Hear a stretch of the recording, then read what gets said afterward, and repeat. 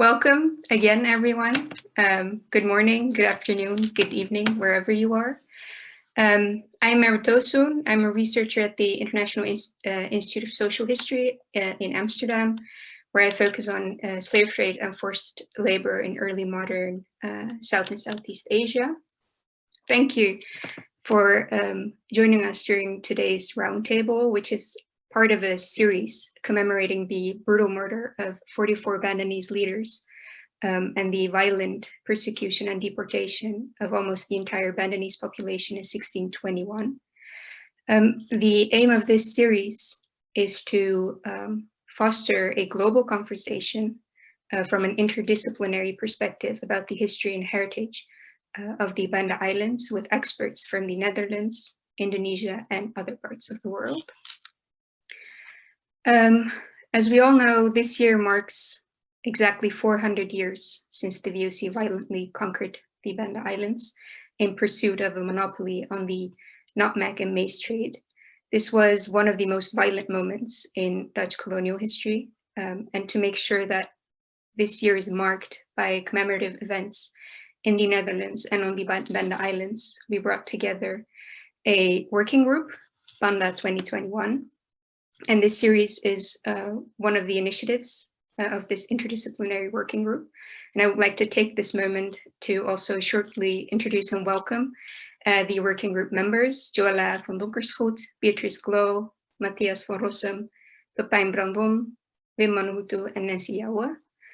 I would also like to mention that there is a fundraiser to help with the organization of a commemorative festival in Banda that is aimed at empowering the local community.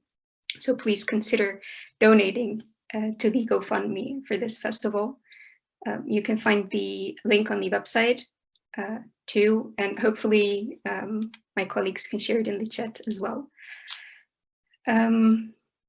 Well, an important aspect or goal of this series of roundtables is to not only bring together expertise from different disciplines, but also different perspectives on the events in Banda in order to break through the historic imbalance that unfortunately exists. And that is why each session has a relatively open format with short presentations where we leave ample room for questions and discussion. So I would like to ask everyone to please join the discussion and leave your questions to the speakers in the chat box, and please include your name and affiliation. There is currently also a group viewing of this roundtable held at, I think, the Chilubintang Estate again in Banda Neira. I would like to welcome everyone and all of the elders there as well. Assalamualaikum, selamat malam. After the presentations, we will turn to them for their comments first, and then open up the floor for any questions from all of the participants. Before I introduce today's topic and speakers, I would also like to point out that this session is being recorded and will be uploaded later on the website of this roundtable series, and it will also be on YouTube. So the first roundtable focused on the historical events on the Banda Islands in 1621. Today, our central theme will be archaeology and interpretive activities in Banda, and specifically at Fort Nassau. We will discuss the role of this fort during the massacre on the Banda Islands in 1621 and look at past and present archaeological activities at this site. We will begin with a broader overview of archaeological work in the Banda Islands and end with Fort Nassau specifically and its archaeological history and relevance. So I'd like to first give the floor to Sonny Wibisono and Sarjiyanto, who both work at the National Research Center for Archaeology at the Ministry of Education and Culture for the Republic of Indonesia. They've both been involved in archaeological fieldwork on the Banda Islands and Maluku as well. So the floor is yours.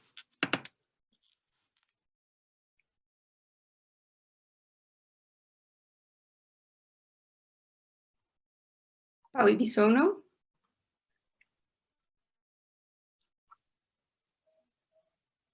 Sorry. No. Hello, everyone. Do you hear my voice? Yes, we can hear you. Okay. We cannot see you, though. Okay. So good morning, good afternoon, and good evening. So I will give you some sharing my data. So I will share screen first, I think. So do you can you see my PowerPoint? Yes.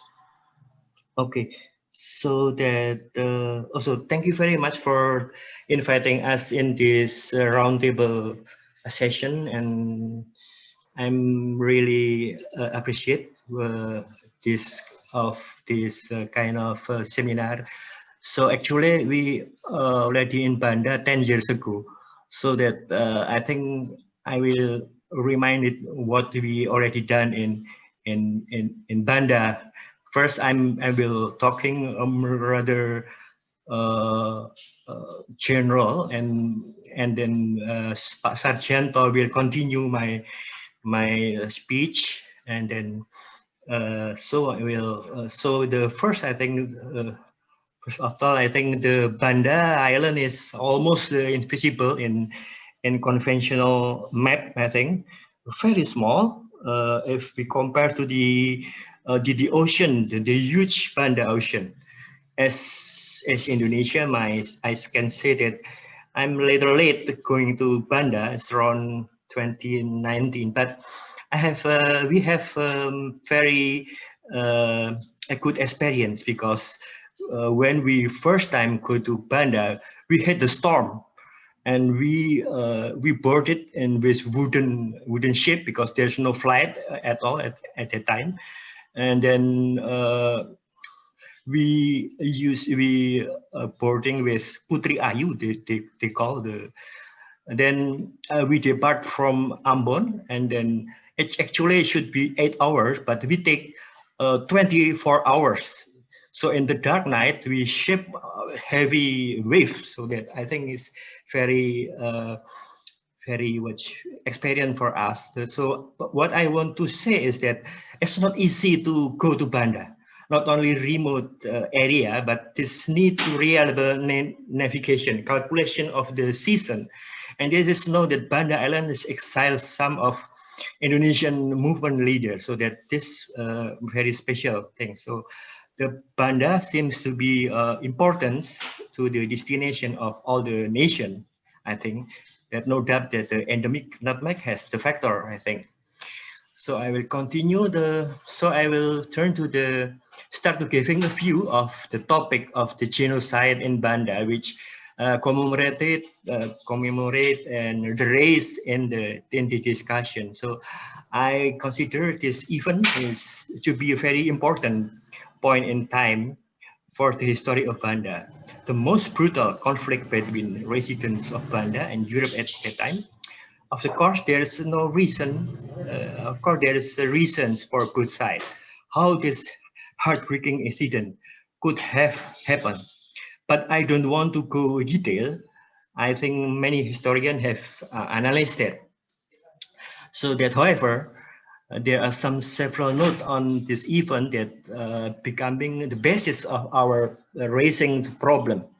There is a view that one of implication of this incident is that the native of Banda, non-European, I mean, exodus to spread various islands and never return. One of the generation of Banda people is depleted.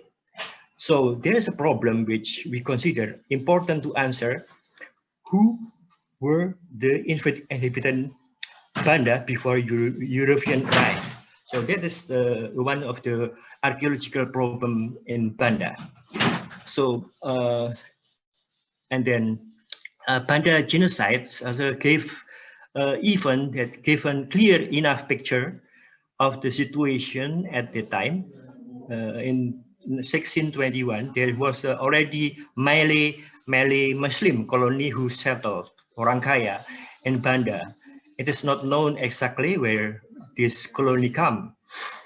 In the Malay world, the Orang Kaya was the common during the Riau Johor kingdom. In fact, that they territorially over the island Tuju, which it's now called Natuna Island. Then the question is, is there any relationship between Orang Kaya and Malay world and the Banda? So this is our question. In my view, there is a presence of Malay Orang Kaya is part of Islamic merchant network, it's part of northern spice route, which taken west to east route before European coming. So I will give you some evidence of the native of Banda, which came from several tombstones that we found in Lontor, for example. So the important data from Banda population before Europe, I think, there was can identify an Islamic burial complex on the island Lontor. The oldest dating tombstone is 1618. The Kufic style denoted that relatively they came from 14th century until 16th century. So that and then the style of headstone or tombstone is similar to Javanese, Demak and Trowulan. Perhaps the merchant gravestone was part of another Islamic network which also arrived in Banda from Java. As it well known that the Banda is already known in the Negara Kertagama. It's likely they got in 15th century, something like that. So that I'm sorry. So the next question is whether they were first colony to Banda Island. Unfortunately, evidently not. Excavation research that in Perkenin Mangko Batu, for example, has surprised us not only to find peck layer in the top, but also traces of the settlement long before Europe. We find that was ornate geometric strip pottery. Pottery is very similar to pottery found in Southeast Asia, which called Sahwin Kalanai, which also found in Banchang, something like that, which it's maybe came from metallic period, something like that in first century. Estimated metal. Unfortunately, we have no fine charcoal used for absolute dating. So we hope that we use alternative method for the next time. So in the right photo, we give you some fragment of the sound color portrait with geometric slip. I think. So I think I may go to the second half of the period occupation by Banda after Exodus. So I think Mr. Sarjiyanto will turn to provide research result for marking development of European period, adding this development in survey of in Banda Island. So I will give the place for Pak Sarji so that maybe you can join the sharing your slide, Pak Sarjiyanto. Thank you very much.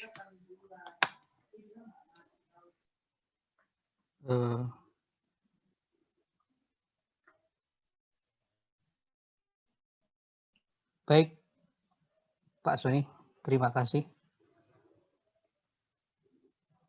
Can I start? Yes, please do. Okay.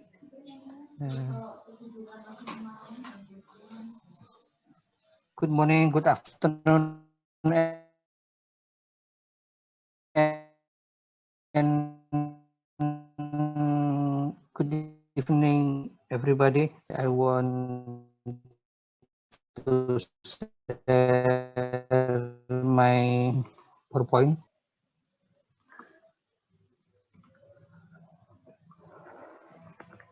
In here, I want to say about supervision. I'm sorry, can you see my PowerPoint? No. Did you share? No? Share screen? Wait, okay, wait.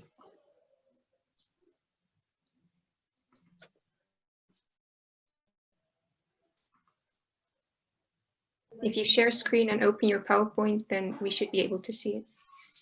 Yes. Yes. Yeah. Okay, I want to continue.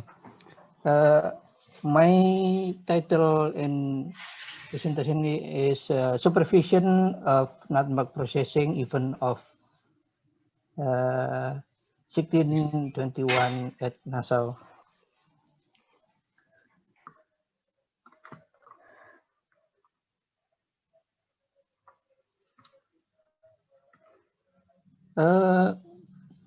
This fort built in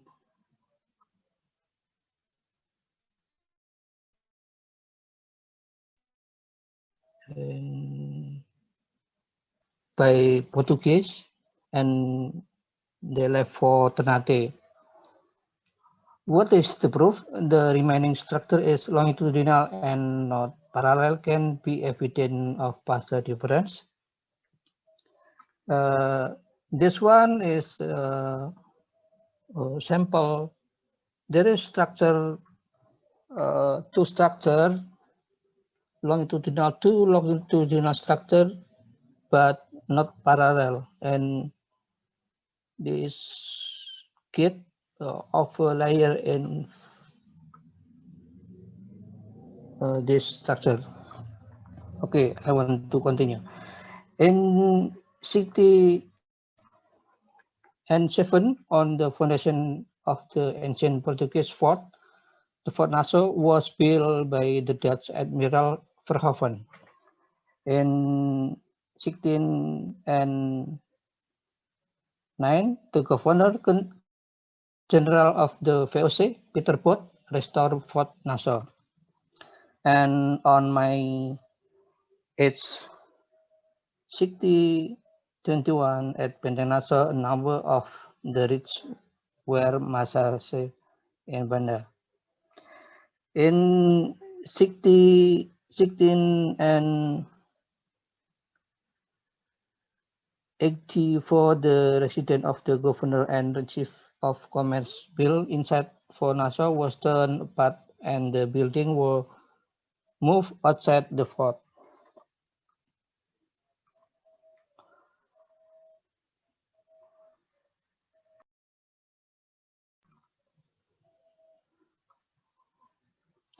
The excavation in 2011 proved that it's built on pitch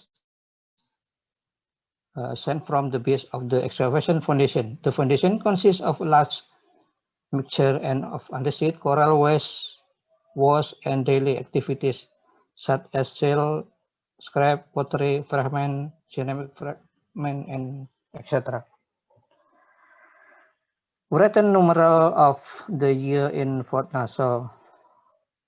The first large figure is inscribed anno 17 outer wall west side beside the gate, and second on one of the wall at the side of 1679.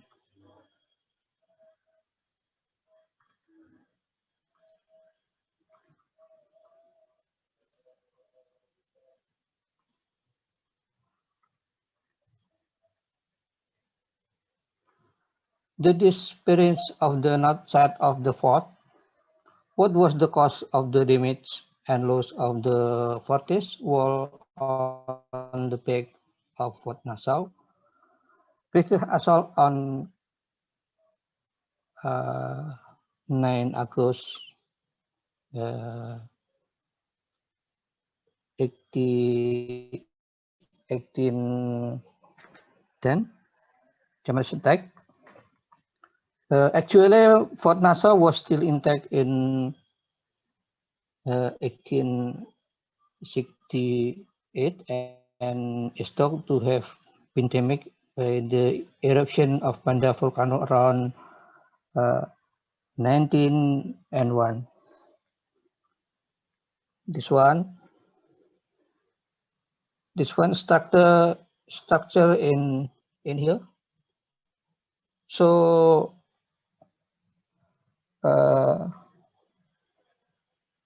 actually there is the wall in here before.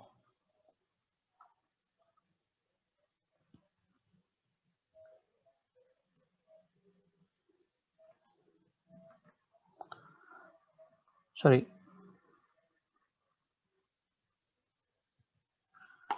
This one variety of ceramic from Banda, from Nassau.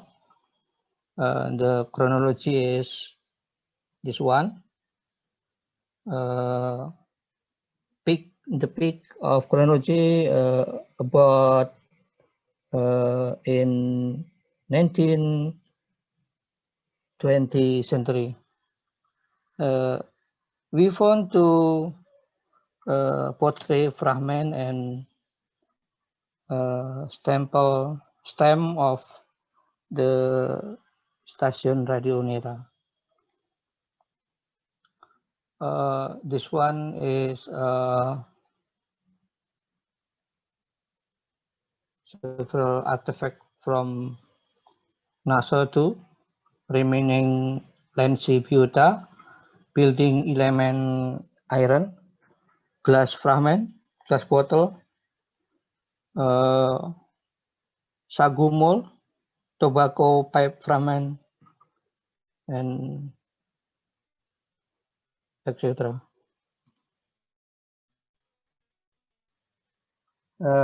Intensification of pala plantation. At the time of J.W. Kuhn took the initiative to develop nutmeg cultivation by bringing in free European Fritz Booker.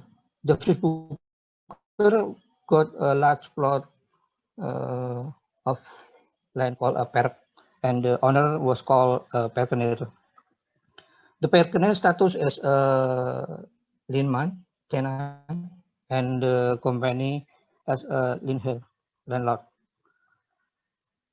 According to Resolusi Governor General and Red Van Indi on April 5, 16 and 21, the entire Banda Island were divided into 68 perennial nutmeg planter.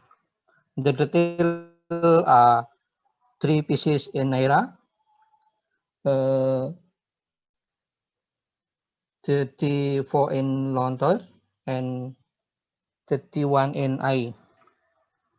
The area plantation land range from 625 Ruden square, or about 11 hectare, and 30 hectare. This one of remain of pala smoking building or Rocco Wishet that have been done research. There are several much park in Neira Island and Lontor Island, and then in I Island there are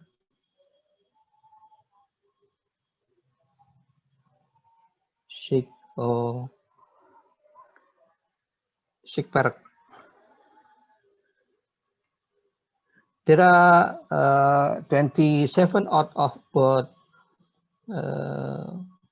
68 or 40% of the nutmeg processing building in the Banda Island that have been observed.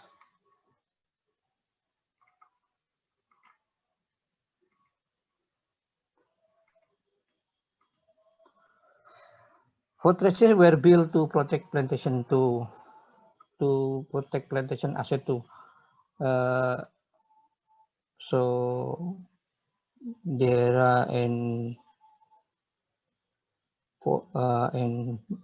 Neira Island, Lontor Island, and in I Island.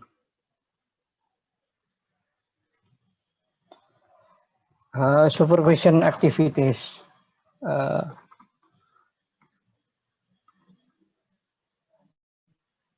The pattern of the Naktok processing plant area in group dwelling in and on the location also similar like this.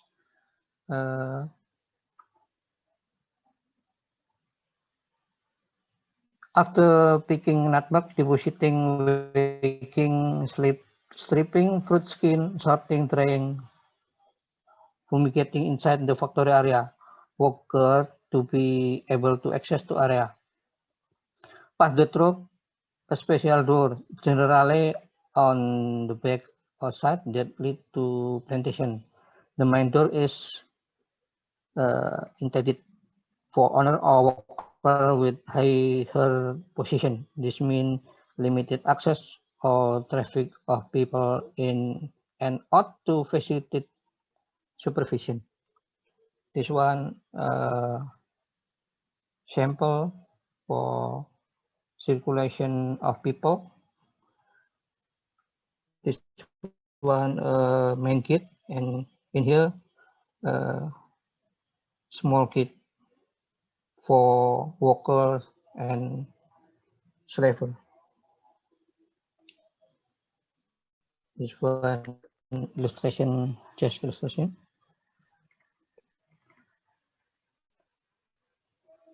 Sarjiyanto, I'm sorry. Yes. I'm sorry to interrupt. I'm sorry to interrupt.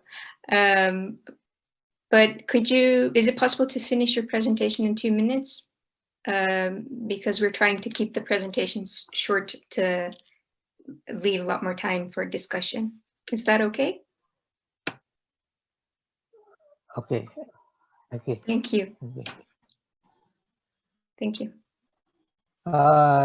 And the third, yeah, okay. Thank you. The third time management, so workers to management working hours about slavery. I think enough. My presentation, maybe there are many mistakes in my speech. I'm so sorry. Thank you. No, thank you very much, Pak Sarjiyanto. Thank you for sharing your research results, Pak Wibisono as well. To all participants, please leave your questions to both speakers in the chat, and we'll come back to them after all of the speakers have had their talks. So now on to our next speaker.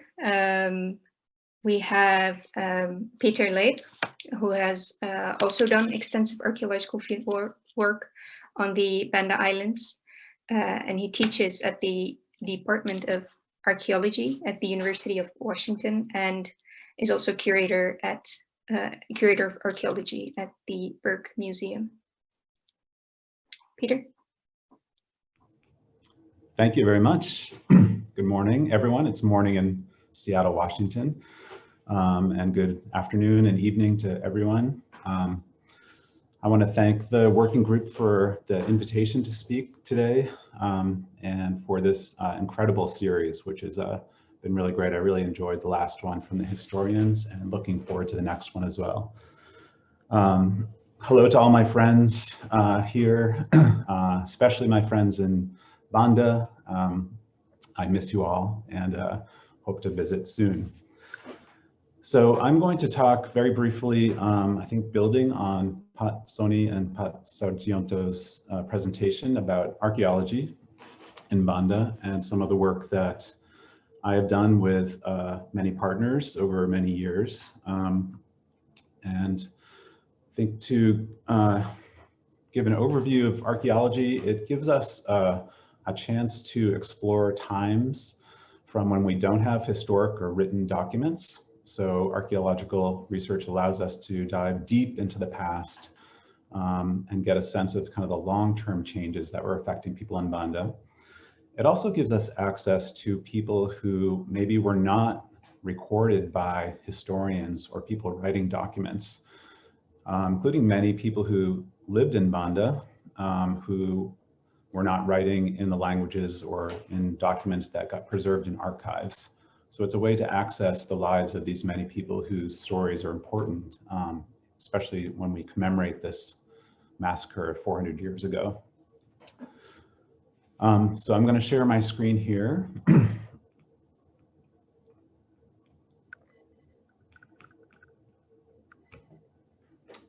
Is that showing up? Okay. So just as a prelude, archaeology is maybe unique to the discipline, is a very much a team effort. So I just wanted to show the many people who have worked with me over the years in Banda.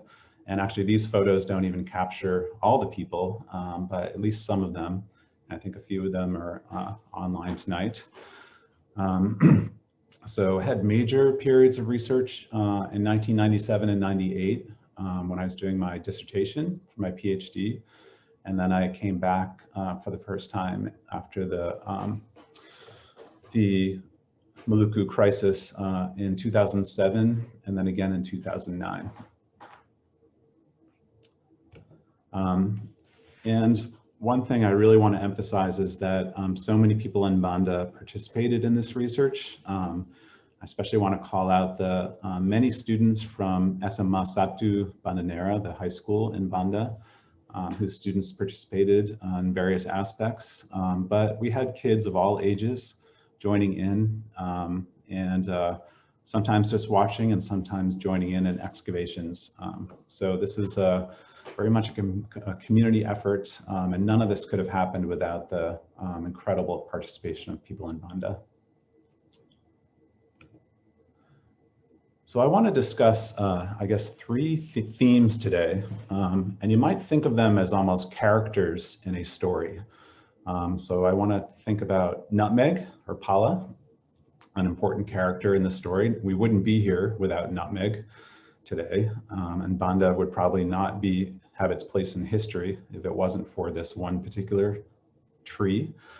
I also want to discuss forts and thinking about forts as a character in the story as well. And finally, the people itself, as Sonny discussed previously, we don't know so much about people in Banda from the historic documents. It's a very sparse picture of who these people were. So I want to talk a little bit about what archaeology can tell us about that. So turning to Nutmeg first, in 2007, our excavations on Pulau I, we excavated the site of a village that dated back to about 3,500 years ago. It's one of the earliest villages in Maluku, or in eastern Indonesia. And it had all the evidence of what we call a Neolithic village. So it was the first appearance of pottery, the first appearance of domestic animals like pigs and dogs, chickens, and then other things that have been there for a long time, such as obsidian artifacts, this volcanic glass that was a type of stone tool, and other wild animals and fish and shellfish for food. So my partners, I had some partners in Australia who specialize in starch residue analysis on pottery. And they analyzed some of the oldest pottery from this site, 3,500-year-old pottery, and found evidence of the plants shown here on this list. So including nutmeg, nutmeg starch, as well as an Asian yam that was a domestic yam or root crop, and sagu, which is a plant used still today, of course, but grown, one that does not grow in Banda itself, as far as we know. I've only seen one sago tree actually in all of Banda. So it's not well suited for sago growing. So this plant would probably have been imported from somewhere else. So the evidence for nutmeg was actually the oldest nutmeg we know of in the world. So really important finding that shows how nutmeg was used by people in Banda for thousands of years before it became an important trade item.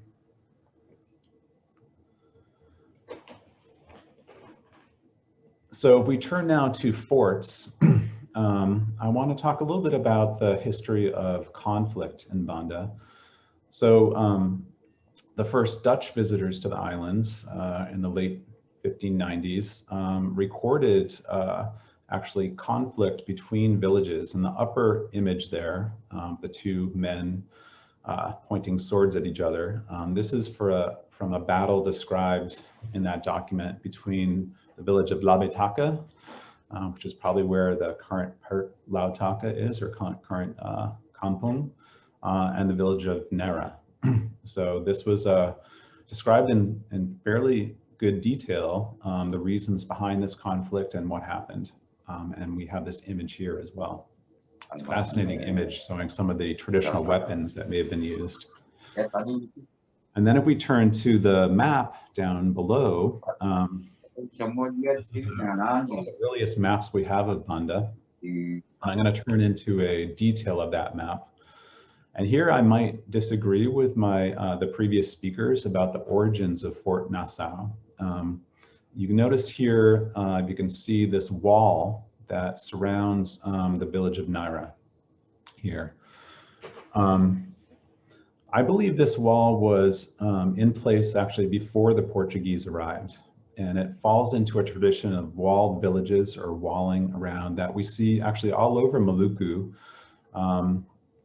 as well as into Nusa Tenggara, places like Flores and Timor, have evidence of these walled or fortified towns or villages going back to the 1450s or earlier.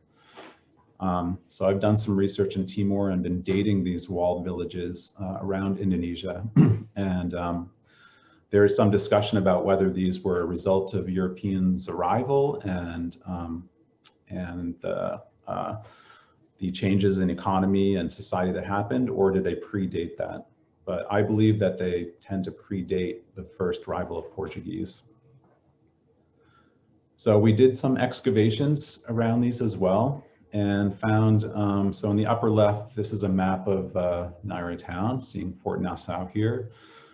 We excavated not in the fort, I didn't have permits to do that, but outside the fort in the old VOC governor's house, and as well as another site down here near where the Kora boat is for this part of Neira.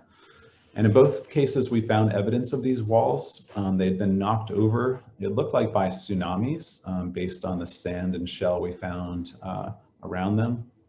And dates based on pottery styles were in the 15th century, so sometime between 1400 and 1500 AD.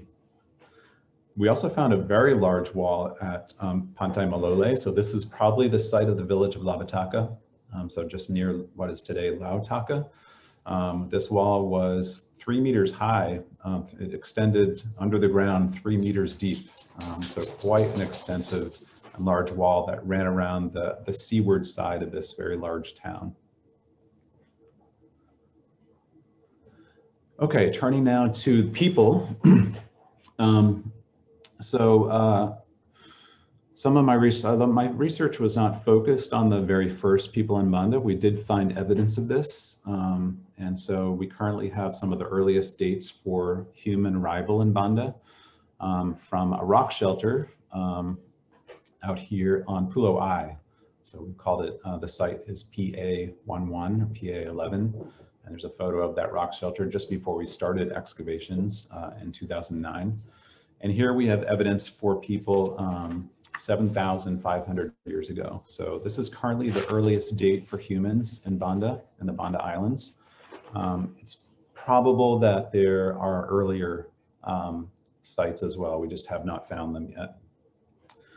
And then another site down here on the south coast of Banda called PA12 is a pre-Neolithic site. So it's before pottery and pigs and dogs, chickens, dating to about 4,500 years ago. This is interesting because it's not in a rock shelter, so it's another open site. And this is one of the very, very few pre-Neolithic open sites in Indonesia. So very, very interesting and important site.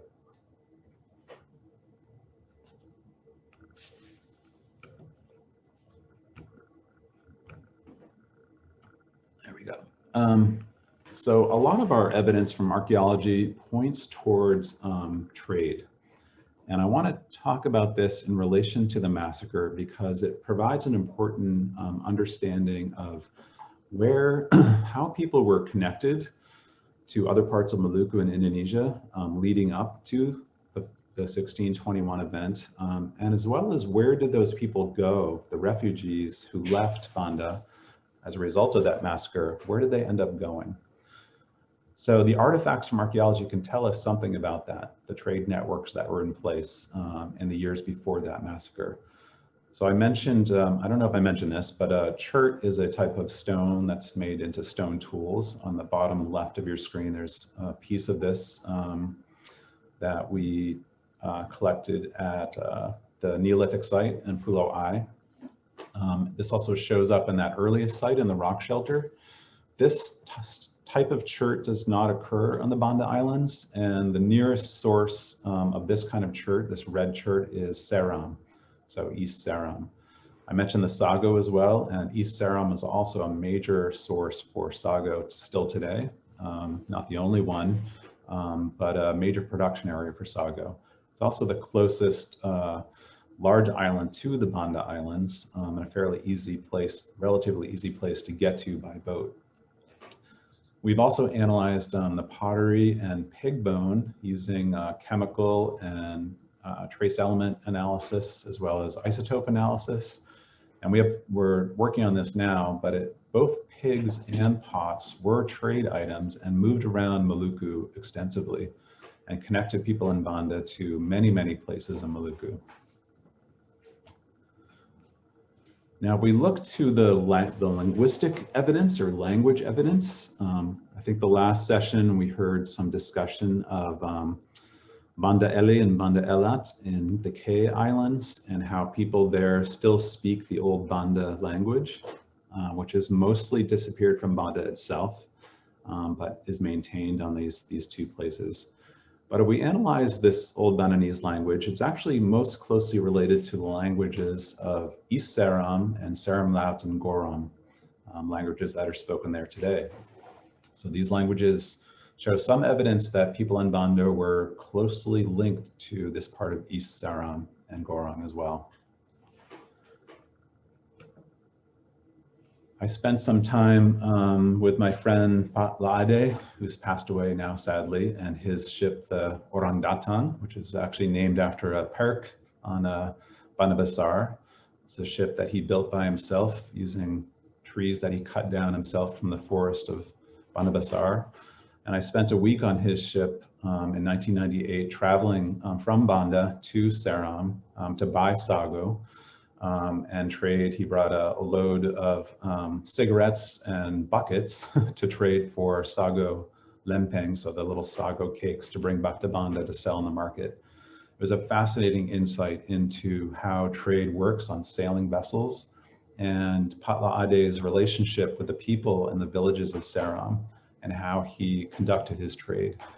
It gave me a lot of ideas about how people before 1621 would have been connected to these places as well. So we tend to think of trade today as, we can buy objects online and they're shipped to our home. It's anonymous. But in the past, there would have been deep personal connections between people in these trading ports, possibly even marriage connections, family connections. This can give us some ideas about how after the massacre. My current research is about tracing the pottery between Banda and these places. So in 2017, I worked here in East Seram, excavating sites as well as collecting clay samples and talking to pottery makers. They still make forna, the sago molds. I think Sonny had a picture of a forna fragment from Banda. We find a lot of these. And we can trace these chemically to their sources in Seram and other places. So this is emerging work right now. And then in 2019, just before the pandemic hit, I made a trip with a team to the islands between Seram and Ke, including this island here, Pulau Watubela. The name Watubela actually is, Watu is batu or rock, and Bela is another form of Pela, which is a relationship between villages that's become very prominent, especially in post-conflict Maluku, kind of a alliance relationship between different villages. So this island here, in its very name, shows how relationships between islands were critical. And I also went down to here, Pulau Kaimir, which has an amazing rock art site and evidence of people going back to at least 25,000 years ago. So we think that there was possibility of people in Banda much, much earlier than the 7500 date that we have. And finally, to end, in many of the languages where I live now in Washington, USA, the indigenous languages, the word for history is the same as the word for echo. And I think that's a really important thing to think about in terms of our panel today. The echoes of this 1621 massacre are still, we can still hear them and see them around us. The Chakalele dance has maybe origins before the massacre, but has become in some ways a performance of that massacre. We have people who trace their ancestry to Banda all over Maluku. These men shown in the center picture here in the village of Ramadan in Seram, all trace their ancestry to Banda.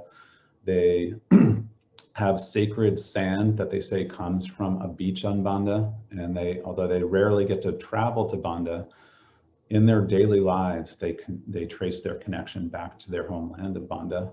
And even young kids here in Kaimir, kids that I visited in 2019, also trace their names and their ancestors back to Banda. So Banda is still connected to all these places deeply through cultural practice, as well as all the evidence we have from archaeology. So I will end there, and I just want to thank everyone who's helped me over the many years with the research, and thank all of you for listening. Thank you. And I would like to thank you, Peter, for your presentation. I'll quickly turn to Joëlla, because last but not least, we have Joëlla van Donkersgoed, who will shortly introduce Fort Nassau and its archaeological history. Joëlla used this fort as a case study in her dissertation to show the connection that heritage sites have with the surrounding cultural, social, and natural landscape. So Joëlla, the floor is yours.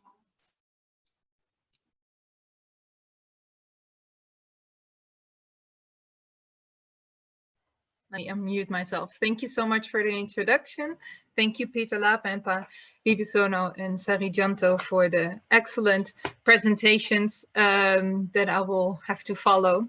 And I would like to thank Pa Husni, who has always been a very big supporter throughout all the work that I've done, and the people from the Balai Archaeology in Ambon and the Balai Pelestarian Segar Budaya in Ternate. And of course, thank you for all the people in Banda for their friendship and their warm welcome. And I am very much looking forward to coming back, and hopefully at the end of the year, if the corona pandemic allows, I will come back and visit you all again. So as Merve said, my presentation draws from my dissertation research, which I conducted between 2014 and 2019 about heritage management in the Banda Islands, and a focus on Fort Nassau as it functions as a site within the larger cultural landscape in the Banda Islands. So let's start with a couple of things have already been mentioned, so it's maybe a little bit of repetition, but the story of Fort Nassau starts with what is known as the Verhoeven ambush, when Admiraal Verhoeven entered Banda in 1609 with the assignment by the Dutch royal family, Nassau, to build a fortification on Banda. Now, there is a debate whether he selected a site that already had a local fortification, as Peter Lape said, or whether it was a Portuguese foundation. But what is known is that he tried to negotiate with the Bandanese leaders. They did not want to sign the agreement to have to only trade with the Dutch people. And Verhoeven didn't really wait until a final formal agreement with the Bandanese and started building this fort. So in an answer to this challenge on their land rights, the Bandanese seized the opportunity to ambush Verhoeven and his men, and a couple of them were found decapitated, and their decapitated bodies have been buried within Fort Nassau. The area where the ambush took place is now known as Kampong Verhoeven. A very brief history of the construction phases of Fort Nassau. On the left, you see an image that is one of the first images that is known from Fort Nassau, where you can see that the walls were probably earthen with wooden palisades, and it is likely that this wooden wall has been rebuilt as a stone foundation in 1617, which you can see behind me is what also the letters on the wall say. So the fort was fortified with cannons, and it is interesting to look at the trajectory of those cannons, which you can notice that most of them actually point inland rather than seaward. So the fort was mostly built to ward off an inland threat rather than a foreign threat from the sea. Throughout the decades, the fort was further fortified with the stone walls, as I mentioned, a moat that connected to the sea, and a ravelin on the west side. So this is just a summary of all the various aspects that this fort had throughout the ages. Now, as you can see here, Place of Justice, this is recorded on one of the maps, because Fort Nassau functioned as a place of control over the landscape. And of course, everybody here knows about the Bandanese massacre that happened right outside of the Fort Nassau walls, or in the vicinity of Fort Nassau. However, the fort continued to act as a place of execution throughout the years, which can be seen here as het gerecht, and the other map that I just showed just now is also Place of Justice. So justice was performed and executed in the vicinity of this fort that acted as a place of control. Control was also issued in other ways, and as soon as the fort was built, it was a place where permits were issued. So if anybody wanted to engage in inter-island traffic, they had to go to Fort Nassau to get a permit from the Dutch to engage in trade. And another way of executing this place of control is that Fort Nassau acted as a place of storage. So, so besides the trade itself, the control was to control the supply and demand of nutmeg in the international market. So when there was a good harvest, they would store the surplus of nutmeg. And if there was a bad harvest, they would take nutmeg from storage and therefore control the trickle of nutmeg to the international market and therefore control the high price of nutmeg. Another way of controlling this demand and supply chain was to burn nutmeg trees on other locations, so they would only have legalized nutmeg plantations on the Dutch colony, the Dutch perken, and outside of the Banda Islands they would be destroyed. And lastly, another aspect of Fort Nassau and how it executed that control over the landscape was through sound. We saw already that the perke had these type of bells, and on one of these maps it is also signified that Fort Nassau had one of the bells, a klok. And the word klok in Dutch means both bell as time, like a timepiece. So it is possible that this clock at Fort Nassau would also tell the time or would chime on a certain time. And it is known that these clocks, these bells were used on the perke to signal to the enslaved people working on the perke when their day of labor started and when it ended. So this is another way of that how sound actually acted in a way of control over the landscape, the larger landscape. And another way is by sounding the cannons. So there were a lot of cannons on the walls, and when a certain ship would arrive or when a burial would take place, an important burial, the cannons would fire or musket fire would sound.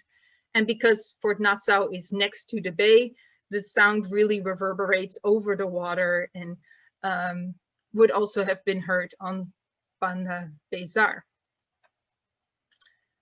And as we have already seen that the northern part, the northern wall of Fort Nassau was at some point destroyed. There is a question when it really decayed.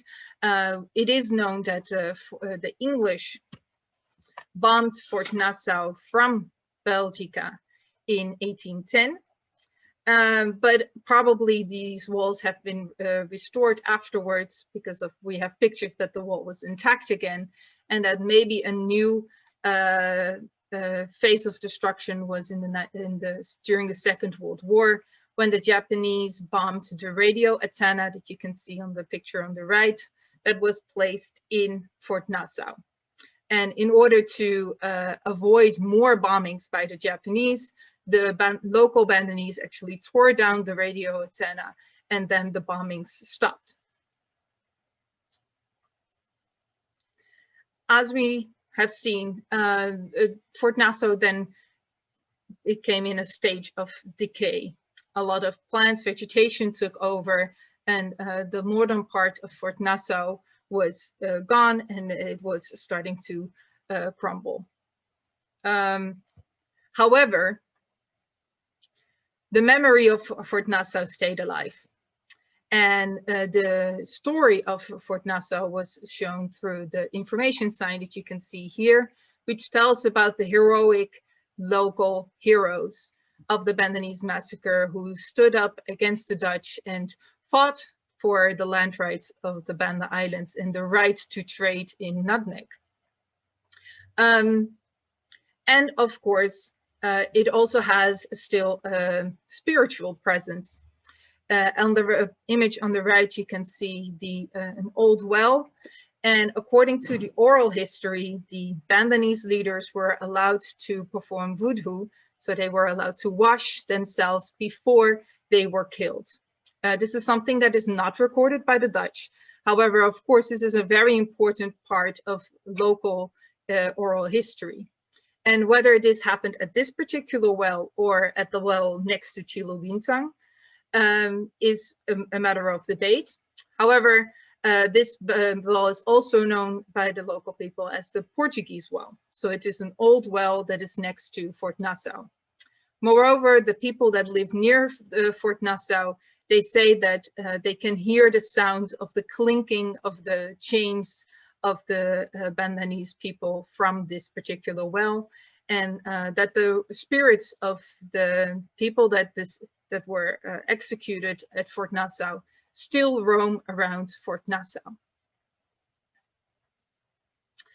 And currently, Fort Nassau is in a stage of restoration. The northern wall is going to be fully reconstructed. You can see here the new wall versus the old wall.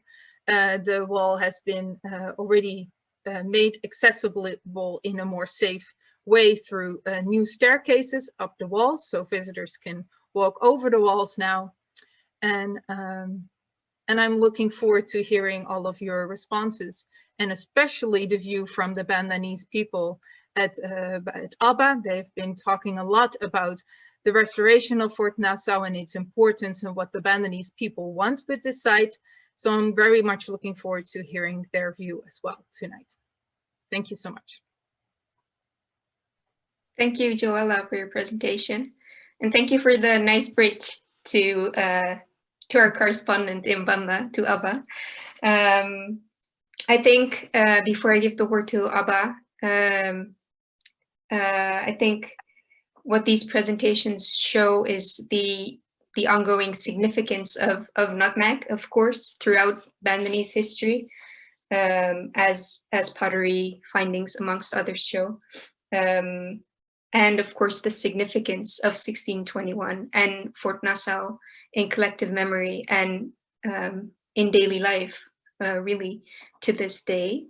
So thank you again to all our speakers. I would like to now give the floor to Abba and everyone down at Banda for your comments and or questions to the speakers. Please share your thoughts on the topic.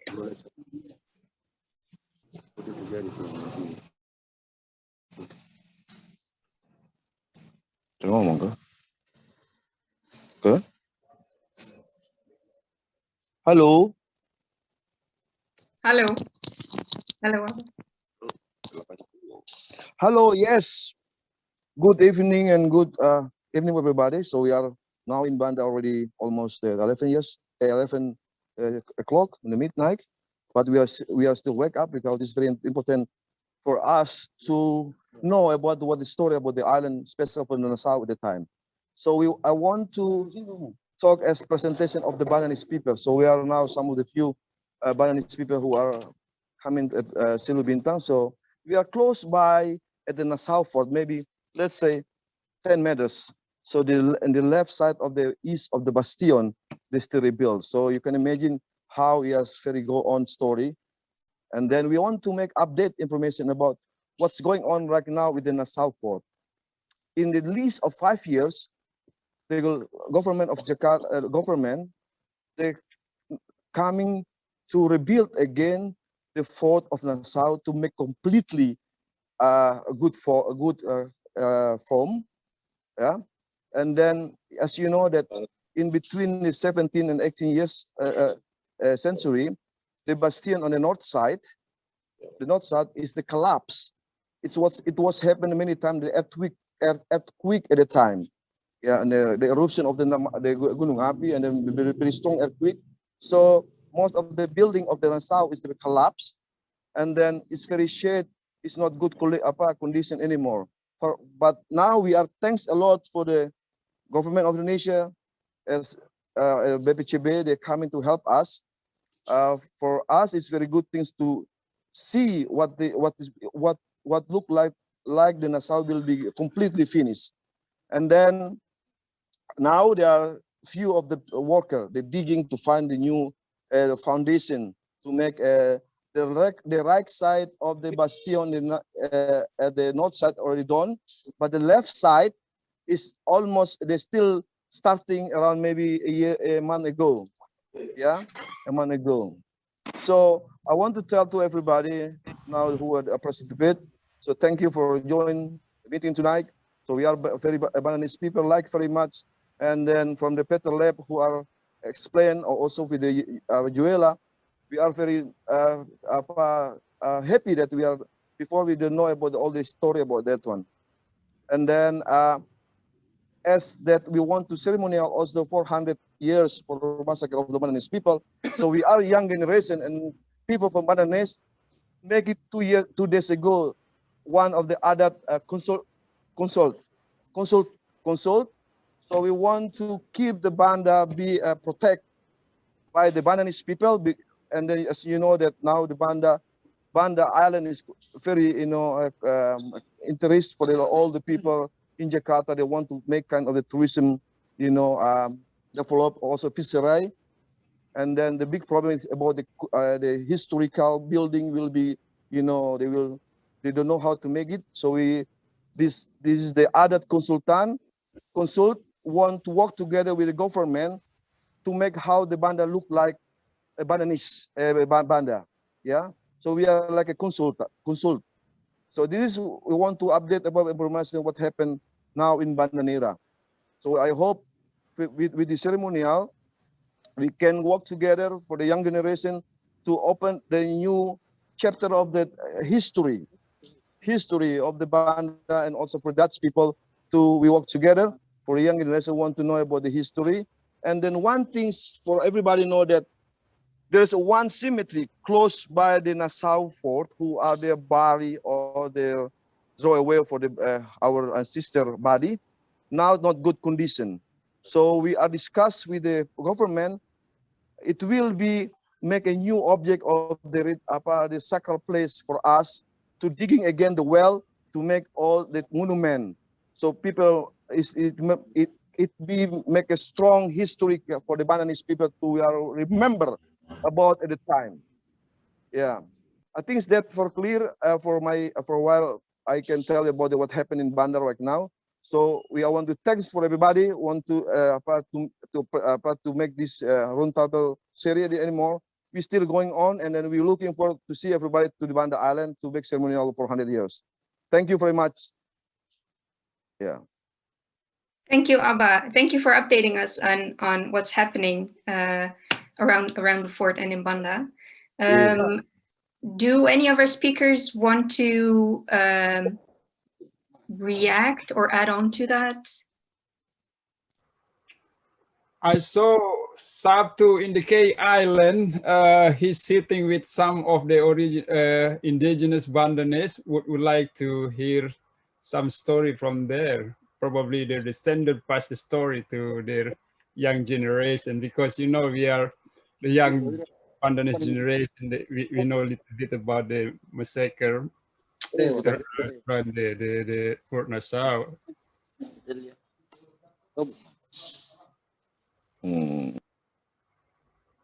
So this is a question for Abba, I think.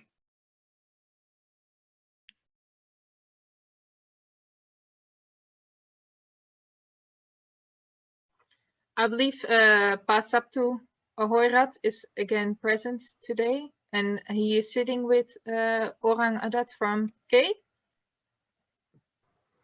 I see now. Yeah.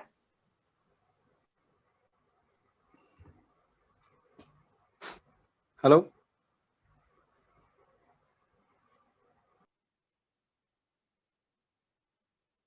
Orang ini.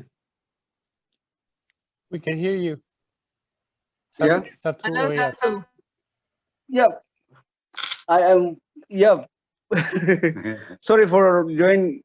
I was a little bit late, to join the meeting because of I've been chasing the original Bandanese people we have been talking about fleeing down to K Island 400 years ago, and you may take a look at the old people are some elders who I have been meeting with, and this one is the son of Raja Bandaeli, the 14th Raja, fleeing down to K Island that I was telling the meeting 2 weeks ago. I think these people are really the descendants of the 44 people, including 44 leaders out of about 13,000 people who were killed during the massacre And they said they fled down here because of after the massacre. Some of the leaders on where on wire, Dender, Kumber, holding like a small range of people, about only few people, I mean, to make their decision whether to flee the Banda Island to survive or not. This young man has still have a kapata or a how do you call it? A kapata is a song that really describes the situation where after the massacre, you know, we have many corpses, thousands of corpses on the island, and these people are feeling that the island is not, the island can no longer be defended by themselves. They've got to go away somewhere to survive, to save their souls, so that they still do have descendants living on earth, rather than be vanished or be abolished by the Jan Peterson Kun. The old man called Ahmad Lontor, who is originally from Lontor, said that the meeting was in Wire or Dender, because they can't go into, they could not went to Neira because of the massacre. So they walk by their feet on the back island part of the island of Wire, straight to Lontor. And then from Lontor, they flee down to K Island. Some of them are moving to Seram. So maybe Peter is right. People in East Seram who speak the same dialect or some local vocabularies that are also used in Bandanese people here down on K, Banda Eli people and Banda Ela people. Maybe there should be a research, a deeper research to find out, because they said that a good number of people are moving up to Seram Island. Some are down to Papua, to Aru Island, in Dobo, to Buru Island. Some are even to Java. And I was questioning them about whether the corpse after the massacre were put into the well or not. And they have another version of the story, that the execution of the 44 leaders were only by one person, not in a mass at the same time. Because the Dutch were avoiding the attack from the leaders. So they take one by one and heading to somewhere in the bush or in the the bush or somewhere, and then they execute one by one rather than in a mass number. And I said, and I asked if they put the dead body into the well, and the old man said no, because some of the survived people take the corpse body to bury them as Muslim. So they bury them rather than put him in the well. So there is a different version of the story. Like there is a well near the Nassau Fort in Banda Island, on Banda Neira. I think maybe we can hear some maybe in Indonesian version, and I try to translate. My English is getting worse, you know. I'm not using it for 20 years though. It's an old language for me for the moment. No, your English is perfect. You're perfectly understandable. Thank you. And I ask whether I'm quite just intrigued, because they are very seems like in a deep sorrow when they told me about the story. I was just trying to find out if these people are, I mean, the Banda Eli people and Banda Elet people are thinking of going back one day to Banda Neira. And they said, no, we'll never. Because moving down here was a decision made by their ancestor during the massacre, whether they stay there or they would like to move back, move somewhere. And moving here is to survive their children, I mean, their descendants, and also to save their faith, I mean, Islamic religion. So there are two reasons why they have to move. Yes. First one is to save their Islam faith. And the second is to save their souls of being abolished, because they would like to still have their own next generation of Banda to survive on earth rather than to be abolished. Sorry, I'm just kind of a little bit sad, you know, when these people are. Yeah, I understand. Thank you for sharing with us. Sorry. But you did have some questions, I think, to our speakers that I would like to repeat, because I think your question was whether these elders were, or the Orang Kaya were after the massacre, whether they were buried in the well or not, because there are conflicting stories. So any of our speakers, can they elaborate on that? Can you refer to your findings in that regard?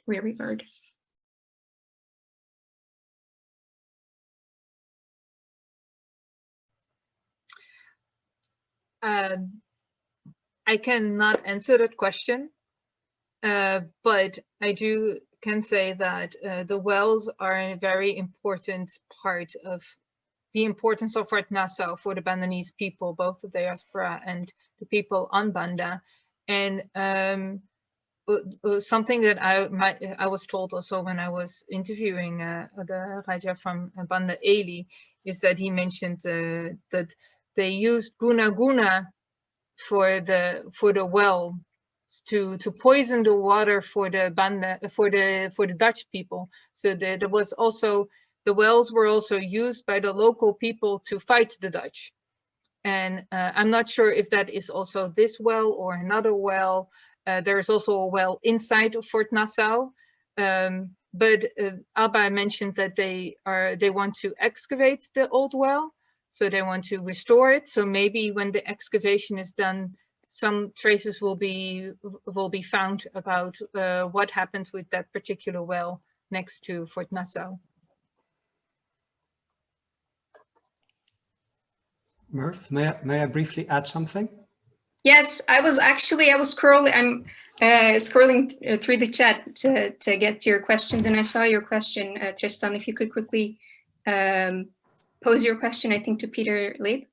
Oh, actually, that's a different story, but I was very much hoping to respond to Sabtu Bahoirat's remarks with regard to the well and also with regard to the Bandanese diaspora. Mm-hmm. So the sources about what happened in 1621, they don't tell us either way whether the bodies were dropped into the well. What they do show is that they made a big public show of these executions. So it wasn't done in hiding or anything. They were really violently making a point.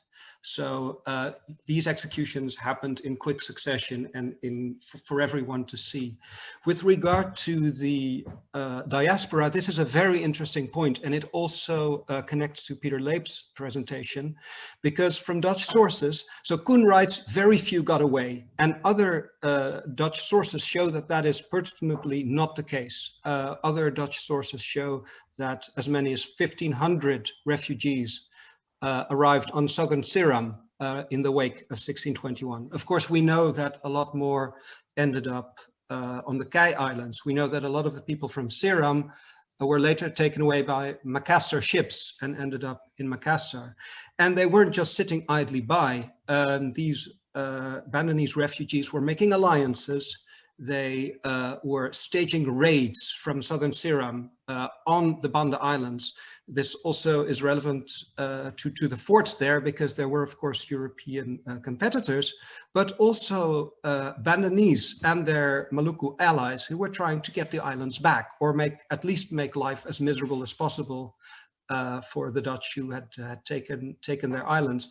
And this is a part of the story that has been, well, there's work to do there. It hasn't been researched as well as it could, and it would be very interesting to look into that more. Thank you.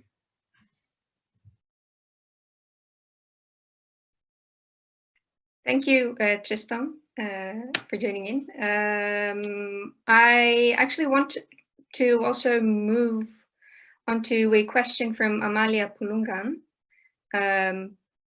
Is Amalia here? Yes, I'm here. Yes. It's a bit late in Jakarta too, so I was like not really sure the video. Okay, no, that's okay. Would you like to pose your question yourself? Well, I actually already posted that in the chat, but then the connection was a bit out. So, but yeah, I try to remember my question. Was actually related to the opening of Peter presentation about the conflict that was, if I'm not mistakenly, he mentioned about it, the period before colonial time. And I was interested because I also read a lot of the history of Indonesia is actually quite bloodshed. But referring to the more, because I'm not archaeologist, my background is anthropology. So, but this one is like me referring to the material of related to the boat, because I just talked and discussed with a friend from Banda that but live in Jakarta now. He told me that actually the boat that now the community used was actually for purpose for the war. So what I'm interested with is actually like, is there any historical data that housed in the past before colonial time, and then whether it's still related to the conditions of the boat that they use, like the words is in the local is belang, they use for the ceremony, but because the source that I talked today said that the boat actually usually used for war purpose, but right now it's usually used for festival purpose. So because it's related to the story of the conflict before the colonial time. So it's very interesting, if we see the materials that, it's obvious. I mean, like, as non-archaeologists, of course, if it's related to excavation, I think it's more complex for us, but the materials that, we can touch and then it still happen and then exist in the community, maybe something like that we can also like, share the story, or maybe there is historical materials on that. Thanks. Sorry. Thank you for your question. This is a question for Peter, I think. Peter? Hi, yeah, wonderful question, and I love to see the picture you have up in lieu of the video of our old friend. So with regard to boats, so I think there's probably other people here who know more than me, but I'll just say the balang, or the kora is related to a boat that was used by indigenous people of Maluku, but also co-opted by the Dutch for raids. And I think Joëlla mentioned some of the raids against nutmeg trees and other islands as a way to reduce supply. So these are called the hongi raids sometimes. There's good images in the historical documents of these boats. I would actually love to see someone build a new one these days, because they're a little bit different from the kora. They're larger, they're quite amazing boats. So anyway, maybe Banda people might think about that as another cultural revitalization process. Going back before colonial times, we don't have any boats themselves that have survived because they're made of wood and they decay very quickly. What we do have is the tools that were used to make boats, and particularly stone tools called adzes. And I forget the word in Bahasa Indonesia for adze. Maybe someone can help me, but a tool that would have been used for woodworking. And we have found those on Pulau I dating back to 3,000 plus years ago. Of course, people had to have boats to get to Banda in the first place, but we don't know what those boats look like. One other source of information is the rock art, or the drawings or paintings on rocks. We don't have these in Banda, but we do have many in other parts of Maluku, and many of these have images of boats. And there's a wide variety of boats depicted in that rock art. Again, this could be a very interesting place of cultural revitalization, thinking about building, trying to experimentally reconstruct these boats, I think would be an amazing thing to do. So that's about all I know. Thank you. Thanks, Peter. I hope that answered your question, Amalia. Thanks for the response. Great. Looking at the time, unfortunately, we've reached the end of this session as well. So that means that we won't have time to go through all of the questions, but I did see several questions referring to the relevance of the fort now and looking forward beyond the fort, looking forward. How do we see what kind of issues or concerns are important looking forward in this matter? So I'd like to give the floor to all of our speakers for a last time for your closing comments. Starting with Peter. Or does Sonny want to go first? Perhaps Sonny wants to go first. Okay, yes, thank you very much. And I think what I want to say to Banda is just like, for me, it's just like a frozen historic life in, sorry. Hello? Yes, we can hear you. Yes.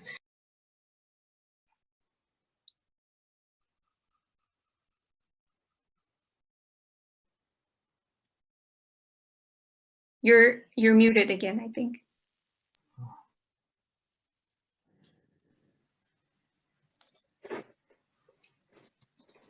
Yes, wait. Okay, so that for me, the Banda is like the historic that frozen in time, so that it is very different heritage in Banda with other island in Indonesia, I think. So very complicated and very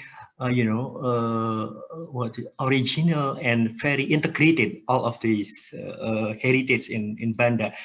And not only heritage, I mean the building, but also the ecology of the nutmeg, for example. I think this is very, very, very special, very unique in Banda. So that I think they have a story about the people in any other world, I think. So that I think it's good for us to ask the Bandanese people right now whether they want to be the Manhattan or they want to be still in the in the kebun pala, I think. But if I am a Bandanese, I will choose the second. So that I think because this is very unique, so that I hope that sometimes the Banda will be the World Heritage. Thank you very much. Thank you, Pak Sonny Wibisono. Maybe Pak Sarjiyanto also has some final comments.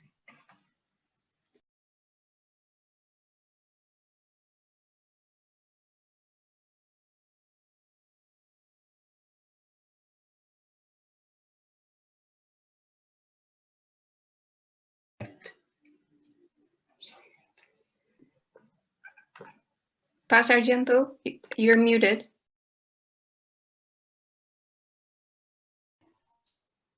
And it looks like there's some technical difficulties. I want to, yes. Sorry.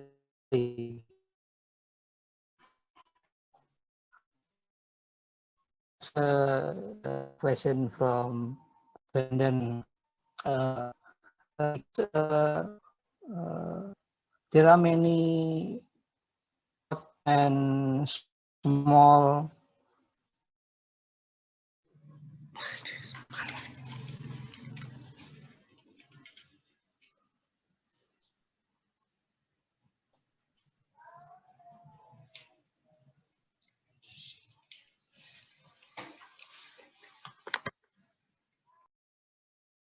Pa Sarjiyanto? I believe fell out. Maybe we should go to Joëlla first, and hopefully Pa Sarjiyanto can join again. Joëlla, do you have some final comments?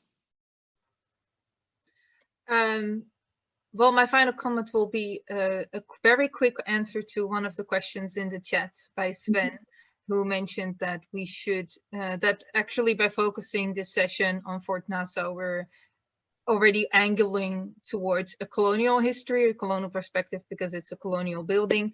However, I hope that we at least we attempted to show that there are also a lot of aspects from the fort that are from a local perspective in importance. So the story of the well, for example, Peter Lape mentioned that the fortifications by local people were not acknowledged, and therefore it must be Portuguese. And well, it might actually be that they were fortified, and that the history of the local history is actually very much underappreciated, and new research with a new focus should be focused on revisiting the history and putting it in a different light.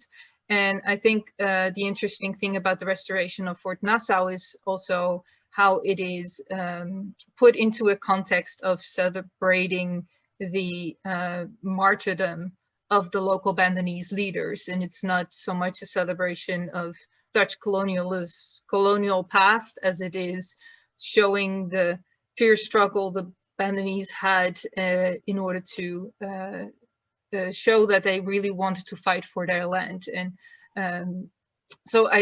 but that is at least part of the angle that I think is important, and that we wanted to show and shed a light on today.